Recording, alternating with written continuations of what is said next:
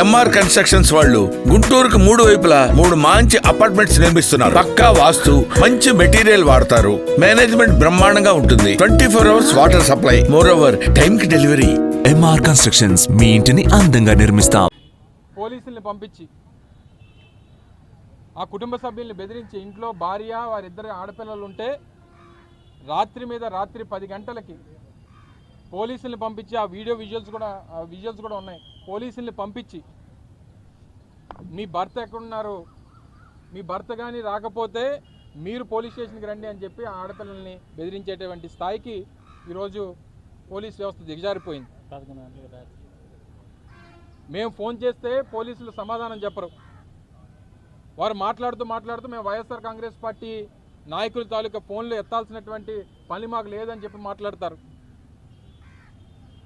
వారేమి పోలీసులు అంటే తెలుగుదేశం పార్టీకి పనిచేసేటువంటి వారు కాదు. సమాజం కోసం పబ్లిక్ సర్వెంట్స్గా వారి జీతాలు రాష్ట్రంలో ఉన్నటువంటి అందరి ట్యాక్స్ రూపేణా వచ్చేటువంటి దాన్ని వాళ్ళ జీతాల కింద ఇస్తున్నాం. ప్రతి పౌరుణ్ణి కాపాడాల్సినటువంటి బాధ్యత పోలీస్ వ్యవస్థ మీద ఉంది. మేము వైఎస్ఆర్ కాంగ్రెస్ పార్టీ ఫోన్లు ఎత్తాం, మేము సిపిఐ పార్టీ ఫోన్లు ఎత్తాం, సిపిఎం పార్టీ ఫోన్లు ఎత్తాం. మీరు పోలీసు ఉద్యోగం చేస్తూ ఉన్నారా, లేకపోతే పచ్చ చొక్కాలు వేసుకొని మీరు తెలుగుదేశం పార్టీకి మీరు ఏమైనా ప్రైవేట్ సెక్యూరిటీ ఏజెన్సీగా ఏమైనా పనిచేస్తూ ఉన్నారా? దీని మీద తీవ్రంగా దాన్ని ఖండిస్తూ ఇప్పుడే జిల్లా కలెక్టర్ గారికి ఒక రిప్రజెంటేషన్ ఇవ్వడం జరిగింది. ప్రక్రియ మీరు ప్రొసీజర్ ఫాలో అయ్యారు. మీ ప్రొసీజర్ ప్రకారం కలెక్టర్ గారు ప్రొసీజర్ చేస్తూ ఉన్నారు. 10 రోజులు అయింది. నిన్న నోటీసులు ఇచ్చారు. 19వ తారీఖున ఎన్నికలు పెట్టారు.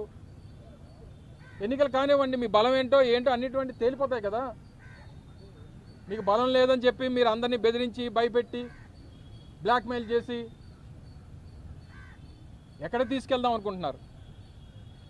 రాజకీయం ఈ రోజు అయిపోతుందని చెప్పని అనుకుంటున్నారా? లేకపోతే ఇదే ప్రజాస్వామ్యం ఇంకో 4 సంవత్సరాలతో ముగిసిపోతుంది, ఇక్కడ నుంచి ప్రజాస్వామ్యం ఉండదు అనేటువంటిది మీ అభిప్రాయం?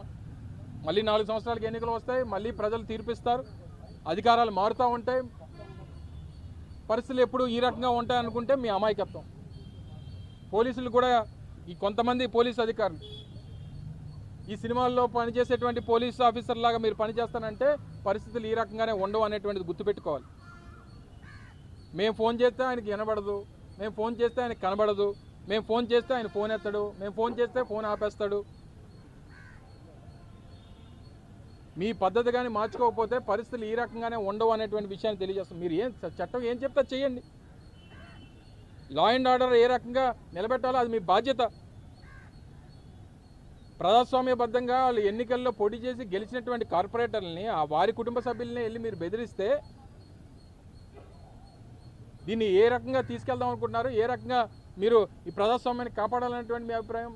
మీరు అంబేద్కర్ గారు రచించినటువంటి రాజ్యాంగాన్ని ఫాలో అవుతారా, లేకపోతే లోకేష్ రచించినటువంటి రెడ్ బుక్ రాజ్యాంగాన్ని ఫాలో అవుతారా?